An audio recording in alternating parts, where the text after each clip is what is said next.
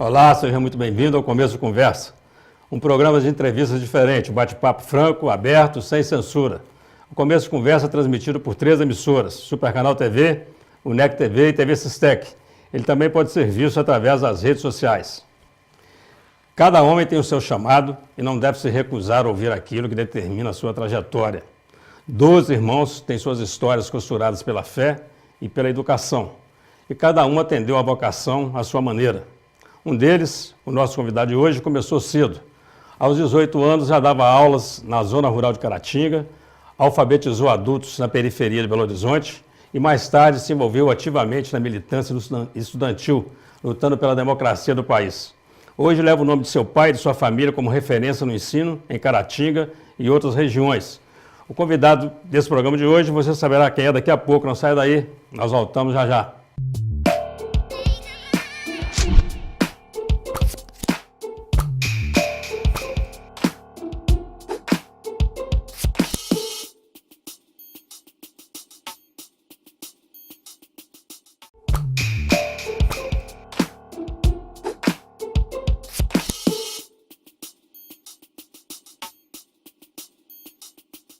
Olá, estamos iniciando mais um Começo de Conversa pela UNEC TV, TV Sistec, Supercanal TV.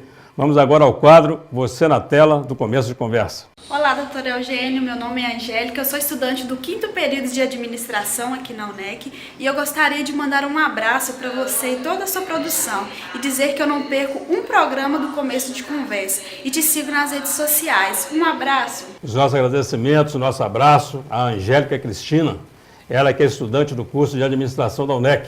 Você também pode aparecer aqui no Começo de Conversa, envie os seus comentários, a sua sugestão, o seu recado, grave o seu vídeo e envie pelo WhatsApp 033 98899 2831. Eu vou repetir o número para você, 033 98899 2831. Ele tem 5 filhos e 5 netos. É graduado em Economia, especialista em Administração pela Universidade Federal de Minas Gerais. No Começo de Conversa de hoje eu recebo Cláudio César de Azevedo de Almeida Leitão, o Cláudio Leitão. É aí, É um grande prazer te receber aqui, rapaz. Prazer Visita meu. mais que esperada, você sabe, né? Pois é, Mandamos alguns recados aqui para você. Que bom Pois que você é, está eu aqui. vi, e não é só não, sua audiência tá boa, porque você tem várias pessoas me falaram na rua, né? Falaram assim, ei, você não vai no Eugênio, você não vai no Eugênio, você não vai no Eugênio, né? E aí, por último, o Pedro, meu filho também, né? Quando eu vi aquela entrevista tão bem feita, tão, Gostou, né? tão alegre. Tão, Foi bom, não? Muito boa. Um candidato. Entrevista, e aí na entrevista também você já falou, né? Mas é um prazer estar aqui, Eugênio. E falar do Pedro rapidinho, um candidato jovem, né? E com coragem, né? Encarando o desafio, que é um desafio muito grande, né, Cláudio? Coragem. Coragem é a palavra, né? É. Guimarães dizia, né? Que a vida Que é da que é gente, da é coragem. gente é coragem. É. Né? Eu acho que a coragem é uma marca de qualquer político. O Luiz Carlos Prestes, uma vez falando por que ele ia apoiar Darcy Ribeiro, ia apoiar Brizola, né? Quando antigamente eles tiveram, não posição tão opostas, mas aí ele falava assim, não, porque ele é corajoso e o povo gosta de gente que tem coragem. Tem coragem. E falar em coragem para nós dois, ou nós temos um bom gosto danado, ou nós temos um mau gosto. Nós somos corajosos, você viu que nós somos quase de uniforme. Pois é, senhor. Eu sempre falo assim, não, porque o azul fica melhor, o azul, né? E eu ia botar um pullover azul, que eu gosto muito e tal. Na hora eu não achei, vai o preto, aí combinou com você. você. Você que tá bom, tá bacana. Ah, que bom, tô parecendo com você, né? Deixa eu te falar, o reverendo Uriel nasceu em Garanhuns, Garanhuns. a Suíça brasileira. Você sabe que, Você na conhece Garanhuns? verdade, pelo certidão de nascimento, papai nasceu em Recife É. e foi para Garanhuns porque minha avó, vovó Licota, que foi sepultada até em Caratinga, ela chamou o vovô, o seu Arnoso, e falou, vamos mudar para Garanhuns para a gente estudar os meninos, porque lá mesmo? tinha uma escola. Bacana. Tinha uma escola. Eles vieram do sertão, passaram por Garanhuns, mas o papai, quando nasceu mesmo, dia 6 de dezembro de 1914, e no registro está 15, ele estava em Recife, que o vovô ele era vaqueiro, depois analfabeto, lutador, sábio. E depois ele foi, na seca, ele foi para Agreste, pernambucano, e lá ele virou pedreiro para reformar os engenhos de açúcar. Isso, seu avô. É meu avô. Seu avô era descendente de português. Ele chamava Manuel de Melo Bezerra Arnoso de Almeida Leitão. Então, quer dizer, não tem só um animal, não é só leitão, tem bezerra também, não é? A família é uma da área rural, então. Né? E a sua avó é afrodescendente? Vovó Licota era do Quilombo dos Leites. Quilombo dos Leites fica no sertão pernambucano. E a vovó Nicota que falou, vamos para vovó Licota, a única foto que eu tenho dela é uma foto 3x4, mas não precisa mais o olhar daquela sertaneja determinada, corajosa. Saiu, claro, isso assim, ela levou a família para fazer os meninos estudarem. Ela falou com o vovô, vamos Arnoso, vamos para Garanhuns para a gente estudar os meninos. Lá tinha um colégio missionário americano, colégio 15 de novembro, e o papai então varria a escola de madrugada, lavava os banheiros, ele, meu tio Natan e tio Boneste, para poder estudar. Todos os três estudaram, todos os três foram educadores, foram pessoas que dedicaram a vida aí ao ministério cristão e evangélico e a educação. Né? E essa vinda para Caratinga, você sabe essa história? Né? Eu sei, o que na verdade tinha o meu tio Davi de Almeida Leitão, que até nome de rua em Mantena. O tio Davi veio antes, junto com um outro tio, irmão do vovô, que eram dois, José Martins, que foi da igreja daí de Manhuaçu, aquela região tal, e o tio Davi, que pegou Caratinga, Mantena, outra região. E era muito grande, eles ficavam andando a cavalo aí, não é? Para poder... O povo estava na zona rural ainda, estava um pouco na cidade. Então eles tinham que andar para fazer o trabalho deles de evangelização e tal, né? E aí, quando ele soube que tinha um sobrinho que estava com desejo de ser pastor, né? E o papai tinha isso muito claro, né? Por isso que a oração dele é assim: Senhor, 15 anos, na hora da adolescência, da dúvida, do tempo sem uma perspectiva, muita pobreza. Senhor, me deu uma oportunidade de ser pastor numa cidade onde eu possa ter um colégio para dar estudo para os pobres. Né? Então, assim, isso é a oração dele. Agora, pastor e educador, né, Cláudio? Pastor e educador. Educador. Claro, ele... Isso é um fio condutor aí, dentro de gerações? Eu acho que o compromisso com o ser humano, eu acho que a fé é uma coisa que nasce dentro das pessoas, não adianta, não é hereditária, não é? Ela nasce no coração de cada um, é uma luz, né? Fantástica, maravilhosa. Cada um lá em casa tem o seu caminho, da sua fé, não é? Eu, quando comecei minha vida na igreja, adolescente, todos achavam que eu ia ser pastor, porque desde cedo eu orava em público, falava e era muito dedicado à igreja. Mas eu acho que uma coisa me arrebatou muito foi a injustiça social. A gente andava nas roças, andava por aí, e a desigualdade do país era até mais explícita. Eu vi agora, andando com o Pedro, uma situação parecida, muito drástica, no norte de Minas, né? Numa comunidade de Amaralina, para lá de Almenara. E aí, assim, isso é uma coisa que brotou dentro de mim. Minha preferência sempre é ir para a casa dos colonos. Né? E eu até reclamava que eu não ficava nas fazendas, mas eu ficava na casa dos colonos, lá que eu comia, eu gostava, era assim. Até um prato e aí essa coisa desse sentimento de fazer alguma coisa, né? Para superar, para poder levar o Brasil para uma sociedade mais justa. Isso influenciou na sua militância? Com certeza. Claro. Hoje a gente faz a leitura, né? Porque naquela época a gente não tinha muita noção. Primeiro era essa coisa de ter ali dentro, as pessoas achavam normal a pobreza, a injustiça, né? Mas quando eu fui chegando, eu achava que aquilo não era normal. Eu ia para a roça, as casas eram muito ruins, as pessoas tinham muita dificuldade, trabalhavam muito. Isso sempre foi trazendo dentro de mim. Eu fui procurando ter uma forma de contribuir com esse processo. Com a adolescência e a juventude chegando, o mundo se abrindo, a visão de mundo, a gente também estava diante de um regime muito violento, né, fascista mesmo, duro, autoritário. E aí a gente via que essa situação ela aprofundava. E aí eu com as músicas libertárias de Geraldo Vandré e tal, eu fui. E quando eu cheguei em Belo Horizonte, eu comecei então a procurar mesmo uma forma de atuar de forma firme e forte. Antes de ser militante revolucionário, militante de uma organização política, né, eu fui trabalhar nas comunidades, até trabalhei com os agustinianos. Tenho hoje o líder dos agustinianos no Brasil, Pablo Gabriel Um militante social.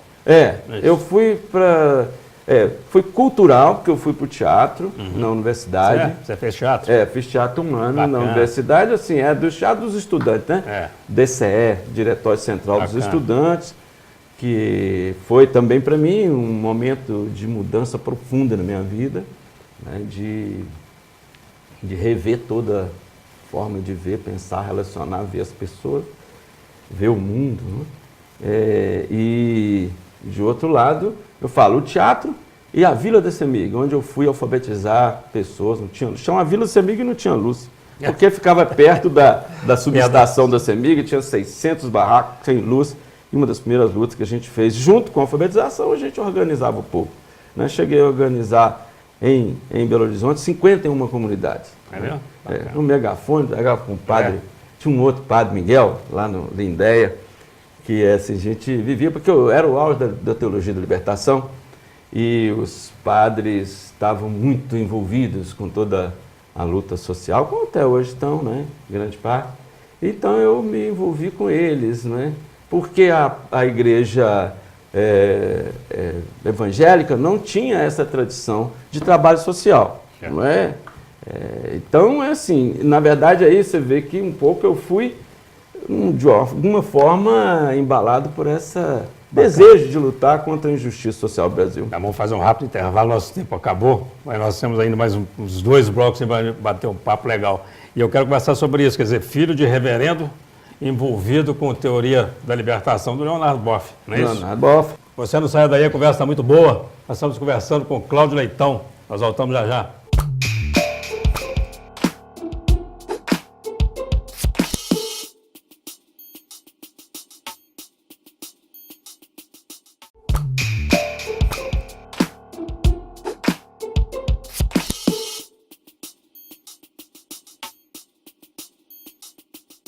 Eu converso hoje com Cláudio Leitão, presidente da Rede de Ensino Docto. Cláudio era jovem entre os anos 70 e 80, período de grande fertilidade cultural e, ao mesmo tempo, opressão por conta do contexto gerado pelo regime militar.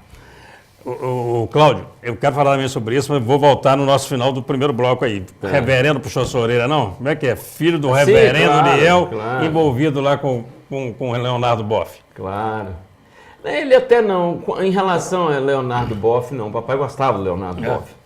O papai era um teólogo que ele era ecumênico, né? Tanto foi muito amigo aqui do bispo Dom Correia, e tem cartas no livro dele de amizade profunda. Ele era um cristão, de uma fé que poucas vezes eu vi alguém, não? Viajava com ele dirigindo e ele falando, fazendo sozinho. Tinha maneira de falar com Deus alto, acho que ele achava que Deus estava com um problemão auricular. Não deve ser. Né? Porque às vezes eu estava dirigindo e falava, pai, o que foi? Estou conversando com meu Senhor. Então, aquela coisa assim de tá tudo, ele era oração, né? Então, é um homem de muita fé e nunca teve essa questão de visão, né? Ele era de um cristão, achava que as pessoas que sentem a sua fé dentro do coração, tá? Você fala, são 12 filhos. São 12 filhos, 6 homens, 6 mulheres. Uma família com 12 filhos, quer dizer, cada um se relaciona à sua maneira, né? Com pai e mãe. Sim. Você com o reverendo Uriel, como é que é essa relação? 10 anos de briga política. Porque o papai, ele, como todas as pessoas, que inclusive tinha as relações que ele tinha com a igreja, com a leitura que ele tinha, Ele era um liberal que ficou, em determinado momento, achando que apoiando o regime militar em alguns momentos, né?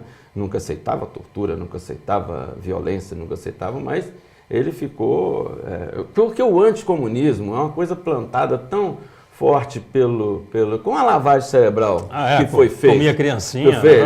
Você falava na roça com pessoas que negócio de comunista, que eles viravam cuspir, faziam o sinal da cruz. Quer dizer, ninguém sabia o que era. Melhor ter militar que... Ninguém sabia o que era, mas era...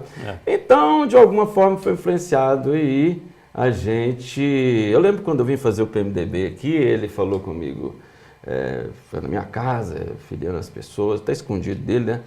E ele falava assim, aquela política sua que você faz no Belo Horizonte, na cidade que eu te criei, você não vai fazer não. E tal, papapá. Mamãe filhou escondido dele. Mas aí ela... mas depois, quando eu virei secretário, ganhamos a eleição, fui coordenador da campanha do Fabinho, né? E ganhamos a eleição, viramos a política na cidade e começamos um trabalho de organização das comunidades e de trabalho voltado para os mais pobres. Na época, muitas coisas foram feitas.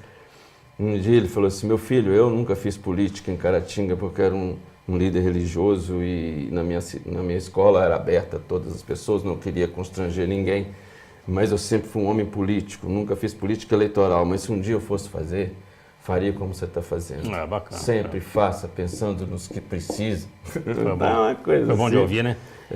E você falou, lembrou aí da sua mãe que ela teria se filiado ao partido. E eu queria falar um pouquinho rapidinho sobre isso, porque do lado de um grande homem tem sempre uma grande mulher, né? A figura da sua mãe. Olha, mamãe faleceu muito cedo, com 64 anos, e a gente descobriu mais da mamãe depois, não é? Porque a gente conversa com os pais da gente, com as pessoas queridas que conviveram muito com a gente durante a vida. Mamãe era uma figura que tinha uma capacidade de administração e uma inteligência prática muito grande. Detestava teoria.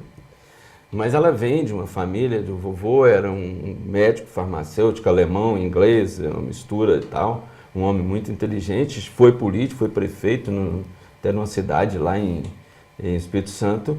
E o vovô Norberto, em 1930, ele educou, tinha 16 filhos, todas as mulheres, ele falou assim, as mulheres eu quero que faça curso superior. Os homens podem ficar negociante, comerciante, pode fazer o que quiser, mas mulheres não, porque o futuro é das mulheres e eu não quero que mulher minha fique dependendo de homem. Todas elas fizeram curso superior.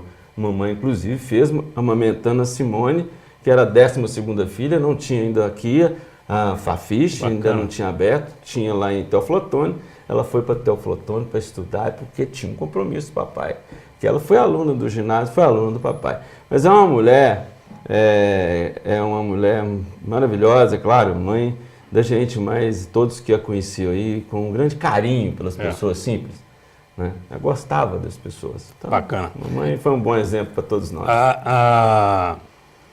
Vamos voltar falar naquele período um pouquinho da repressão do regime. Qual que era a bandeira do Cláudio Leitão? A minha bandeira era, em primeiro lugar, sair do regime autoritário, da violência. Eu mesmo sofri vários momentos, por exemplo, tinha um jornal que a gente fazia, que chamava Jornal Hora do Povo, a edição 36, nós conseguimos, vazou dentro das próprias Forças Armadas uma lista de 252 autoridades brasileiras que tinham dinheiro na Suíça. A maioria era militares, filho de militares e também... os políticos da época que tinham apoio dos militares. Então saiu o listão dos corruptos. É o nosso jornal, o jornal que foi para o enfrentamento, né? Foi um jornal, e quando eu fui trabalhar dentro do jornal à tarde, eu cheguei lá, tinham arrombado a porta, e eu cheguei, quando eu abri, tinha 11 pessoas da Polícia Federal, 3 de metralhadora, 8 de revólver, fecharam o tempo lá, e tudo, e me mostraram um documento. Eu falei, mas com que ordem vocês estão entrando aqui? Eles falaram assim, olha aqui, era um telegrama do Ibrahim Biá, que era ministro da Justiça. Aí eu peguei e falei com eles assim, eu não sei se telegrama de ministro é ordem judicial. Aí um amigo mais simples que estava lá, falou, não é ordem judicial. Os caras meteram a mão na cara dele. Fui preso algumas vezes, Mas a luta era, assim, pela liberdade, pela democracia, pela possibilidade do povo votar, do povo se expressar, de fazer de alguma coisa, né? E até nesse período, quando no final já estava aqui em Caratinga, eu lancei esse folheto muito interessante para mostrar hoje a história. 15 de janeiro, está nascendo o novo Brasil. Vou mostrar aqui só o... aqui isso já foi assim, eu já estava em Caratinga e era a comemoração do fim daquele período, um período... Você com o Tancredo?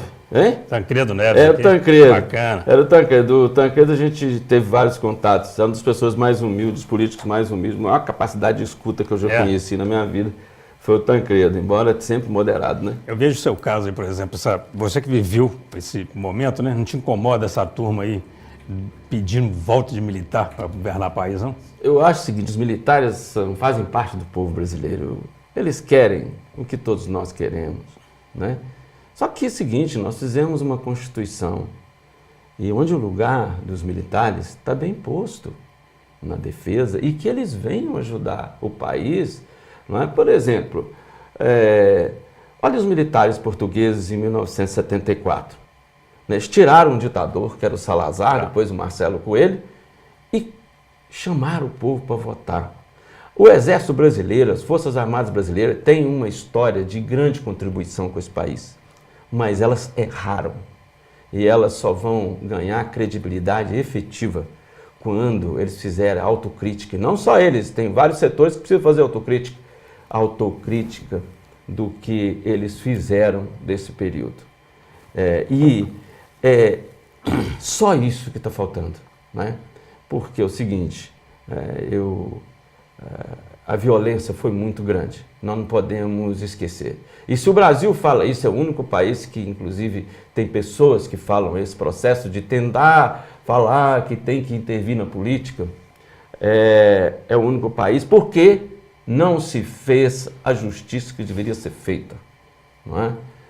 Então, eu sempre defendi que os torturadores, aqueles que fizeram crimes hediondos contra a humanidade, nem se fosse postumamente, eles tinham que ser condenados, para que a gente pudesse passar em branco isso aqui. Do outro lado, nós vimos economicamente a desarticulação da indústria brasileira toda depois de 67, porque na verdade o golpe militar foi uma articulação americana. Então, foi uma articulação dos interesses americanos, que estavam contrariados com Getúlio. Desde quando Getúlio fez Petrobras, eles não queriam. Quando fez a indústria siderúrgica, eles não queriam. A US Steel, que é a companhia americana, que vendia aço para o Brasil, não queria. Só conseguiu fazer a Cesita, que é a CSN, Companhia Siderúrgica Nacional, foi porque estava no meio da guerra e houve uma troca porque eles precisavam de pousar aqui na base de Natal. Então, assim, é pressão. O Brasil precisa de se assumir cada vez mais e ter um projeto nacional claro. É o que eu acho. Nosso tempo terminou desse segundo bloco, mas eu vou deixar uma pergunta aqui no ar para você responder, voltando para o terceiro bloco. Eu vou pegar essa fala sua da questão dos militares, que é mais uma questão de bandeira, né? Qual a bandeira que eles defendem? Eles exageraram.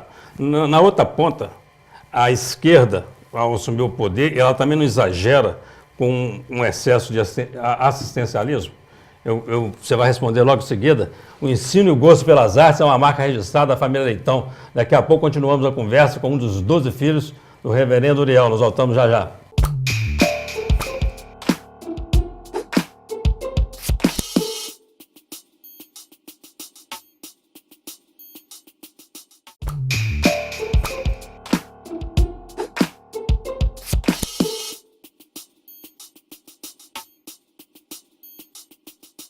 Olá, estamos de volta para o terceiro e último bloco do Começo Conversa, programa transmitido pela Supercanal TV, TV Sistec e o NEC TV. E nós entrevistamos hoje aqui o professor Cláudio Leitão. A entrevista está sensacional. Ele sempre se preocupou com a educação. Aos 18 anos já dava aulas no ginásio de Vargem Alegre, zona rural de Caratinga. De lá para cá ele não parou mais. E eu quero falar de Casarão das Artes de Caratinga e eu tenho muito assunto para falar com você, mas você tem que responder a pergunta do bloco anterior. Na outra ponta, não tem um excesso aí da esquerda em criar uma dependência da pobreza, não? Olha, primeiro eu acho que a esquerda tem que fazer autocrítica e forte, principalmente o PT. Né? Eu, agora, me posicionei pela esquerda, nunca fui do PT, tive críticas a esse processo que eles desenvolveram num projeto muito mais de poder do que um projeto realmente de reestruturar esse país. Né? E eu concordo com um grande pesquisador da USP que estava dando entrevista essa semana, né? E a questão da desigualdade no Brasil, primeiro, é a grande, como eu falei no início da entrevista, é a minha grande indignação. E você vê que a curva entre os ricos e os pobres do Brasil, por mais que você movimento, você não consegue alterar. Não. Historicamente, ainda não conseguimos. Não mudou nada. Quando você tem uma melhoria daqueles que estão lá embaixo, com renda mínima, FIES e outras, ProUni e tal, quando vem a crise eles voltam. Mas ninguém mexeu nos lá de cima. A Bradesco continuou ganhando 30 bilhões de juros durante 3 meses. Tem toda uma elite que é egoísta, que não consegue, quando você vai ver... Então, eu acho que, de outro lado, é preciso que haja uma autocrítica profunda dessa esquerda, entre aspas, que eu acho que não deve ser visto como uma única esquerda, nem a principal esquerda. Não é? Mas que a esquerda quer é justiça social. Ela quer diminuir esse fosso, é basicamente isso, diminuir esse fosso no Brasil é muito grande, né? Entre os pobres e os ricos. Cláudio é caratinguense mesmo, né? Sou daqui, nasci na rua João Pinheiro. Seus irmãos também. Vivi aqui até 17 anos, 18, fui para Belo Horizonte, fiz vestibular, entrei lá no FMG, fiz o curso, depois ali eu fiz teatro e aí comecei a fazer militância social, cultural. Sempre uma relação de amor com Caratinga? Sempre, sempre, né? Caratinga, eu lembro quando o meu professor Paulo Haddad estava dando uma aula de pesquisa econômica, eu falei com ele assim, e ele é grande professor de economia regional, eu queria fazer um estudo para a gente poder analisar a nossa região, para ver as possibilidades dessa região desenvolver. Essa região é a Caratinga histórica, que eu chamo, que pega desde Bituruna, você sabe que Bituruna pertenceu a Caratinga, né? Vem assim na década de 20, 30. E eu falava assim com ele. Então, assim, tudo onde eu estava, eu queria Caratinga. Aí eu fazia um movimento, eu queria trazer para Caratinga. Caratinga, e depois a opção de vir mudar para cá em 78, eu comecei a dar aula na Faculdade de Ciências Contábeis. Em 81 eu mudei para ser coordenador acadêmico. E, ao mesmo tempo, a minha vinda foi muito por causa da política, para fazer isso aqui. Eu comecei a fazer o PMDB em Caratinga. Isso aqui o PMDB durante 10 anos, né? Você fundou o PMDB em Caratinga? O PMDB foi fundado, inclusive está aqui, ó, na minha casa, aqui, falando do endereço da minha casa. Então, a reunião foi lá. Na verdade, era só a juventude e os trabalhadores, principalmente os trabalhadores da construção civil, trabalhadores mais simples. Você continua afiliado no PMDB? Não, o PMDB mudou, né? Então não mudou eu, não. Mudou foi o PMDB, né? Eu lembro que eu brinquei uma vez... nem chama PMDB, mais chama MDB. MDB. Eu fiquei os 10 anos, de 80 a 90. Né? E ali sim, você tem aqui a lista de presenças, participação. Tinha reunião do diretório, passava 4 mil pessoas. E tudo era decidido, manifestos e tal. Era um movimento de mais participação. Depois que virou o PMDB das comissões provisórias, ou seja, que aí em 1990 eles fazem uma intervenção e aí começa E o que aconteceu com todos os partidos? Viraram partidos burocráticos, partidos só de lei, só de cartório, né? Então, hoje, o cara essa é a grande questão da crise brasileira. O cara lá de cima hoje vira e fala assim, partido tal... É do fulano. Vamos dar para o fulano. É do fulano. Maluco, quer dizer, isso é o centro da crise brasileira, porque ali o povo foi afastado da participação. Por isso que o povo fica explodindo aqui, faz greve caminhoneiro, faz 2013, porque é preciso abrigar. E hoje você tem tecnologia, você pode fazer uma democracia sempre participativa. Eu acho que a gente está encerrando um ciclo e agora está na hora de reinventar a nossa democracia, reinventar o Brasil. Por isso que eu acho que é o momento da renovação. E por isso que eu fico feliz da coragem do meu filho de vir para essa luta. E eu sei que é sincera, então, eu sei que ele está perdendo um conforto que ele tem. Você está vendo com bons olhos então, a candidatura sem dúvida. Eu não fiz movimento nenhum. O Pedro é um menino que se fez só. Ele saiu de casa com 14 anos Ele subia essas favelas comigo quando era criança, não é? E muitas vezes eu pegava ele lá comendo numa bacia, lá de mão, lá com os meninos. Ele sabe o que é o sofrimento do nosso povo. Fez uma trajetória acadêmica, Bacana, doutor, fez não sei o quê.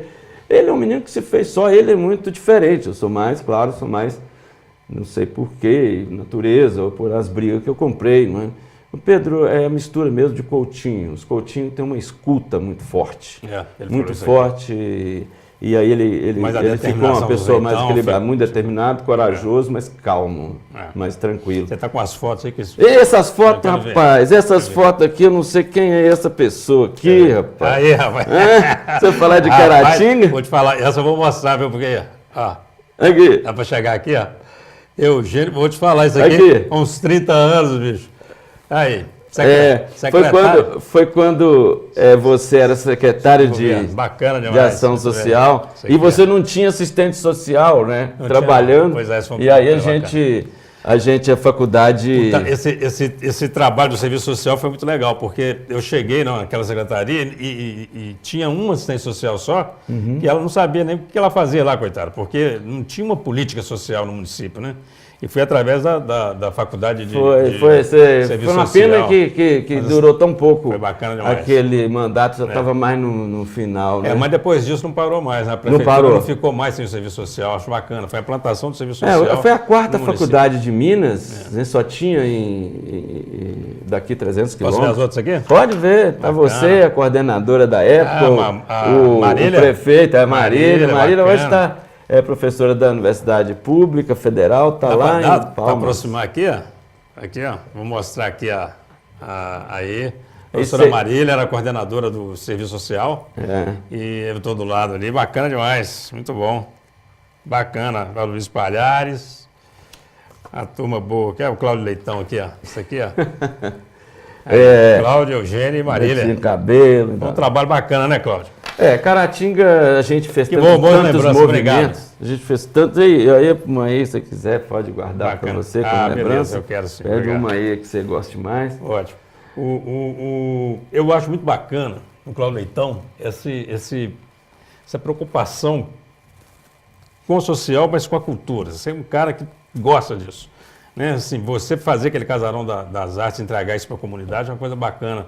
Como é que surgiu essa ideia? Aquele prédio era da família? Não, aquele prédio era da Dr. Genô, o Zeca morava lá, a família vendeu, mas faltava uma assinatura e eles iam derrubar para fazer um prédio ali, quadrado, certamente, grande, quadrado. Cheio de janela. E aí, essa pessoa, que é até uma escritora, Sãozinha, filha do Dr. Genô, me ligou e a gente já tinha um sonho muito antigo. E aí ela falou comigo que não tinha assinado, se eu não interessava. Falou, eu não estava sabendo que já tinha. Eu falei assim, interesso. Pelo mesmo valor que você está fazendo, me interessa e tal. Aí ela falou assim, mas o que você vai fazer? Claro que eu vou restaurar. Aí ela ficou muito feliz. E aí a gente comprou. Primeira coisa foi a estruturação, porque ele estava caindo mesmo. Então foi feita a estrutura dele, reforçada toda, o telhado, a base dele e tudo. E depois a gente ficou, fizemos um tombamento e ficamos esperando a oportunidade de fazer. Como não houve nenhuma possibilidade de fazer parceria pública e tal, então eles falaram, não, faz um projeto, faz isso, faz aquilo. Mas não deu nada certo para o poder público. Então ali é recurso único, exclusivamente da instituição. E eu fico muito feliz porque ali superou tudo que a gente imaginava. É um espaço muito bacana. O povo entrou e faz acontecer a arte, a cultura lá mesmo. Nosso tempo está estouradíssimo, mas eu não posso também terminar sem falar da Docton TV. E que ideia? A ideia sua de ter uma televisão? Foi do Pedro. Do Pedro? Do Pedro. A Docton TV foi uma ideia do Pedro. O Pedro fez comunicação, né? O Pedro, então ele fez muito isso. E aí ele chegou com essa ideia para mim e eu gostei muito. Foi uma pena que a gente já tinha a demanda pelo curso de jornalismo já estava minguando, porque era bom que fosse antes. Que é uma laboratória, né? Porque a nossa faculdade foi a primeira dessa região toda aqui, até de Valadares, de Patinga, a primeira faculdade de comunicação. Mas foi ideia do Pedro. O Pedro tem uma contribuição enorme na área acadêmica, na área de ensino. Ele tem a paciência revolucionária que eu falo, é a paciência daqueles que constroem o novo, né? Que consegue, porque às vezes é muito difícil. O novo não vem dessa forma, às vezes, com violência, coisa, né? Mas então... Pode ser construído com a calma, ele é um cara tranquilo mesmo. Ele é mais tranquilo, eu fico muito feliz. Foi a ideia dele. É, bacana. O Cláudio Leitão, quase que eu te chamei de Pedro Leitão, não teria problema nenhum, né? Inclusive o Pedro tem no nome Cláudio Leitão, porque na hora de registrar lá em Vargem Alegre, nós ficamos brincando, eu mais a mãe dele, né? E aí, Pedro Cláudio. Coutinho Leitão. Aí eu falei, não, Pedro. Aí ela brincou, Cláudio. Aí eu fiquei rindo, e o cara acreditou nela e botou Pedro Cláudio Coutinho Leitão. Que ninguém conhece esse Cláudio que tem no nome dele, né? Pedro Leitão, Pedro Coutinho Leitão. Nós encerramos a nossa conversa aqui, a gente precisaria de muitos blocos, infelizmente não temos. Você vai se dirigir para essa câmera aqui, por favor, para suas considerações finais, aí, um minutinho, deixar o recado aí para os nossos telespectadores, para os internautas. Pois é, eu queria primeiro agradecer você, agradecer a FUNEC, a toda essa abertura para que a gente pudesse estar aqui, não é? Agradeço muito. E queria dizer que tudo isso que faz parte da história tem um sonho, e esse sonho vem na direção de ter uma sociedade melhor, uma sociedade mais justa, uma sociedade menos desigual, menos injusta, e uma Caratinga que possa representar tudo isso, né? Então é a nossa paixão inicial, e eu queria assim já aí dizer que é possível inventar uma nova cidade. É possível um novo surgir, é possível renovar. E esse é o desejo que eu tenho nesses 170 anos da nossa cidade. E um abraço a todos os educadores, professores, um abraço a toda a comunidade da nossa cidade. E mais uma vez, parabéns, Eugênio, pela sua trajetória aí como escritor, educador, mais recentemente. E agora como comunicador, né? Obrigado, bacana, chefe. Obrigado, bom demais, viu? Obrigado. Muito bacana. E você que nos acompanhou, muito obrigado pela atenção, pela audiência. Até o nosso próximo encontro, se Deus quiser.